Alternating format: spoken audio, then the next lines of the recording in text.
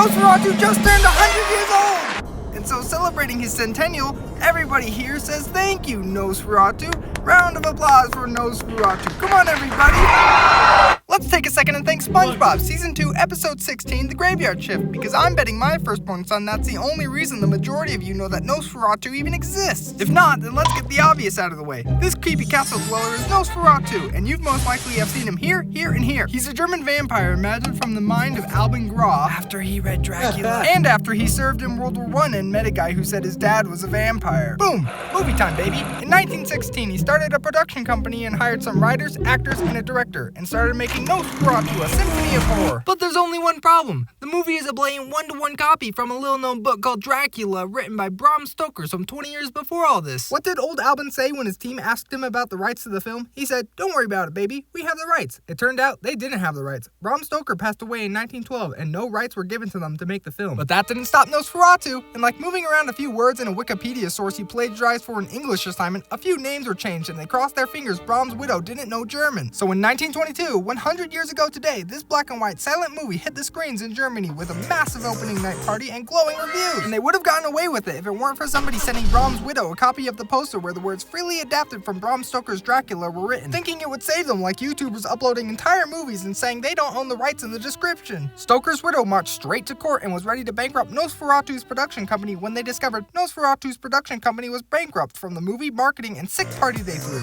Judgment had to be delivered. The judge ordered every film of the movie to be destroyed, killing Nosferatu entirely, and they managed to kill every last one of them, except for the few that were sent to America, which were quickly copied and shared in 1929, like right-click and save NFT monkey art. Yeah, alright, cool, that's a pretty good story, except it doesn't end there. Let me explain how Nosferatu is responsible for the popularity of Dracula and vampires we see today. More like 10 years ago. Woo. You see, because of the trial, Dracula was getting some attention, and Bram's widow was asked if a bunch of theater kids could make a Dracula play in Europe. She said sure, and the play was sold out everywhere. And then they said, let's take this stuff to America, where Dracula is played by actor Bela Lugosi in 1927. It was a hit, causing somebody to check their spam mail in 1929 and find the last reels of Nosferatu, a symphony of horror, and save the film from extinction, like that one lady who had a backup of Toy Story in her back pocket after Pixar accidentally deleted all traces of the nearly finished movie. Bada bing, bada boom. The presumed dead movie was all across American theaters who had hard-passed copyright infringement laws. Nosferatu and this Dracula play were getting the attention of American audiences. A couple of folks from Universal Studios who had wanted in on this cake decided to make their adaptation of Dracula in 1931, with old Bela as the iconic role of Dracula, paving the way for Halloween costume stereotypes, and the rest is history.